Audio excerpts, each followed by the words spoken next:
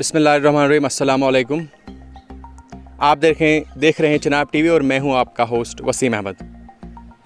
25 तारीख को भद्रवा में जो सरपंचेस और पंचेस के द्वारा एक पीसफुल प्रोटेस्ट हो रहा था, लेकिन उसके बाद उनके ख़िलाफ़ एक पर्चा चाक हुआ। तो इस सिलसिले में हमारे साथ बात करने के लिए हैं बीडीसी चेयरमैन शब्बीर अहमद नाइक साहब। इनसे हम बात करेंगे। सर वसीम जी, आपका बहुत बहुत शुक्रिया। जो 25 तारीख को जब एडवाइज़र भद्रवा आए थे तो वहाँ पे जो एक प्रोटेस्ट हुआ था, जो नुमाइंदगान थे हमारे पंचेस और सरपंचेस, तो उसके बाद उन पर पर्चा लगाया गया। आप इस मसले को कैसे देखते हैं? वसीम जी, ये बड़ी दुखद की बात है कि एक चुने हुए नुमाइंदे को पर्चा लगना, और वो प्रोटेस्ट जो कर रहे थे वो एक ही बार नहीं करे, कम से कम वो 100 बार। अभी डीसी ऑफिस गए हैं, उनके साथ हमारी बात हुई तो उन्होंने कहा कि मैं कई सालों से इस रोड के पीछे था, और जब नहीं माना तो आज उसको बेचारे को रोड पे आना पड़ा और उसके खिलाफ पर्चा लगता है, उन सरपंचों के खिलाफ पर्चा लगता है और उन गांव वालों के खिलाफ पर्चा। ये बिल्कुल ही गलत है। अगर चुने हुए नुमाइंदे को इतना इख्तियारात नहीं है तो फिर उसको चुना क्यों, फिर लोगों ने उसको बनाया क्यों?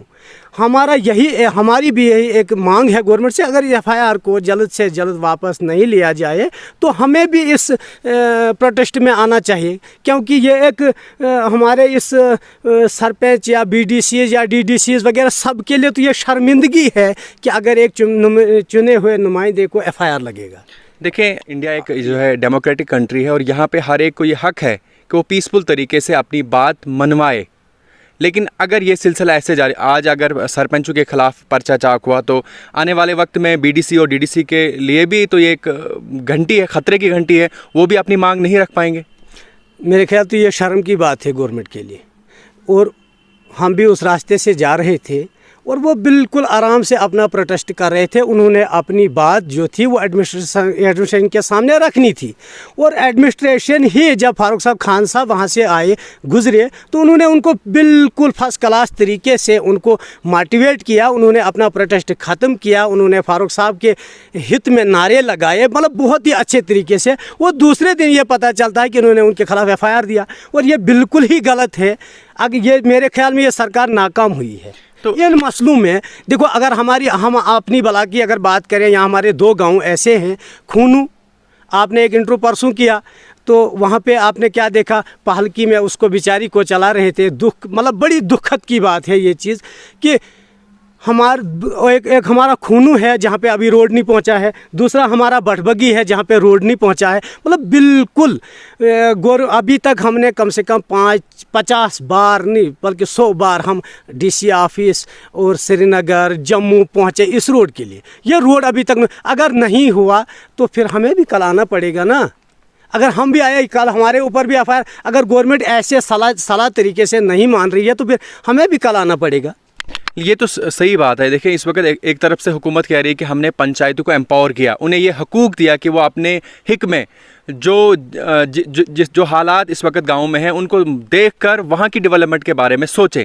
लेकिन अगर बात प्रोटेस्ट पे आएगी, अगर बात वहाँ उस नौबत पे आएगी कि हम प्रोटेस्ट कर रहे हैं लेकिन आप प्रोटेस्ट भी नहीं कर पाएंगे, तो कैसे ये मसला हल होगा, कैसे डेवलपमेंट होगा? वसीम जी, कैसी पावर, कौन सी पावर हमें तो नज़र ही नहीं आ रही है। कौन सी, यही पावर है ना कि अपने बात बताने में भी एफआईआर लगेगी। ये कौन सी पावर है?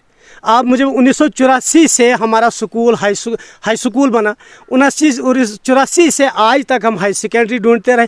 वो कोई एडवाइज़र नहीं, वो कोई गवर्नर नहीं, वो कोई चीफ सेक्रेटरी नहीं, जहाँ हम नहीं पहुँचे, जहाँ हमने अपना कागज़ नहीं पहुँचाया, अभी तक हुआ ही नहीं कुछ। और लास्ट में इन लोग जो हमारे 20,000-30,000 लोग इस इलाके के हैं, लास्ट में इनको हम देख रहे हैं कि 1-2 महीने के अंदर अंदर अगर हमारी हाई सेकेंडरी का कुछ हो रहा है तो ठीक, 20,000 लोग रोड पे आ जाएंगे।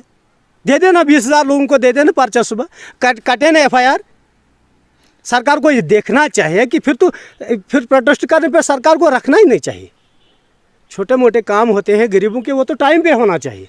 तो डीडीसी जो डिस्ट्रिक्ट चेयरमैन है उसका कोई रिएक्शन नहीं आया इस बात पे, आप उसको कैसे देखते हैं? आप जो वो उनका एक अपना मसला है, उन्होंने क्यों नहीं दिया? क्योंकि वो उनका एक अपनी कॉन्स्टिट्यूंसी है, उनको तो देना चाहिए था, क्योंकि उनकी एक अपना एक सिस्टम, उनके अपने लोग हैं। मगर हाँ, जब तक हमारा ताल्लुक है, ये तो बिल्कुल सरासर गलत है जो इस वक्त गवर्नमेंट कर रही है, ये बिल्कुल गलत है। अगर गवर्नमेंट ने इस FIR को वापस नहीं लिया तो हमें भी रोड पर निकलना चाहिए। जिस तरह आप गए 5 दिन पहले, आप एडवाइज़र से मिले, वहाँ जाके आपने डिमांड्स रखी। अब कुछ ऐसी डिमांड्स हैं इलाके की, इस तहसील की, जो कि बहुत ही ज़रूरी हैं, जिनका होना आज से 20 साल पहले वो फुलफ़िल होनी चाहिए थी। लेकिन 20 साल पहले तो क्या, आज भी कोई उसका है ही नहीं कि कब ये चीज़ें कंप्लीट होंगी।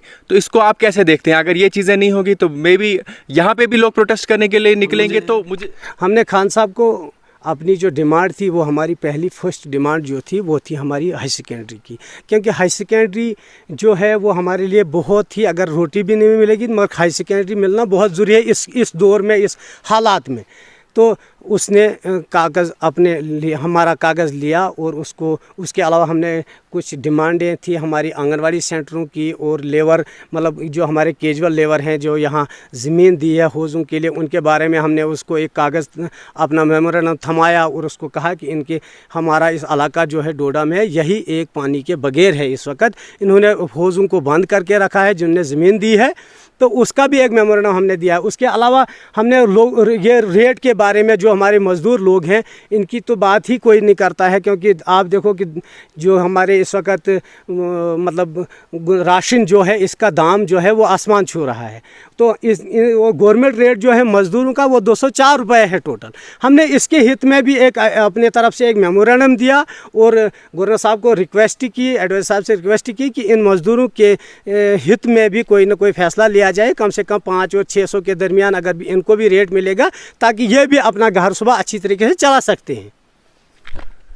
तो ये थे हमारे इस ब्लॉक डेवलपमेंट चेयरमैन जो ब्लॉक दाली से थे। तो इन्होंने बिल्कुल इस चीज़ को कंडेम किया जो कि भद्रवाह में जो हुआ। इनकी ये मांग है कि जल्द अज जल्द वो जो पर्चा चाक हुआ है उसको वापस लिया जाए। देखें, हम हिंदुस्तान में रहते हैं, हिंदुस्तान एक डेमोक्रेटिक कंट्री है, और यहाँ पे हर एक को ये हक है कि वो डेमोक्रेटिक तरीके से अपनी मांग रखे और उस मांग को पीसफुल तरीके से मनवाए। तो अगर हुकूमत एक तरफ से कहती है कि हमने पंचायत को एम्पावर किया, उनको ताकत दी, दूसरी तरफ से अगर उनके ऊपर जो वो उनकी जायज़ मांग को पूरा न किया जाए, उनके ऊपर जो वो जायज़ मांग करेंगे उनको उनके ख़िलाफ़ पर्चा चाक किया जाए, तो जाहिर सी बात है ये इस मुल्क के लिए भी एक ख़तरा है और डेवलपमेंट के लिए भी एक फुल स्टॉप है।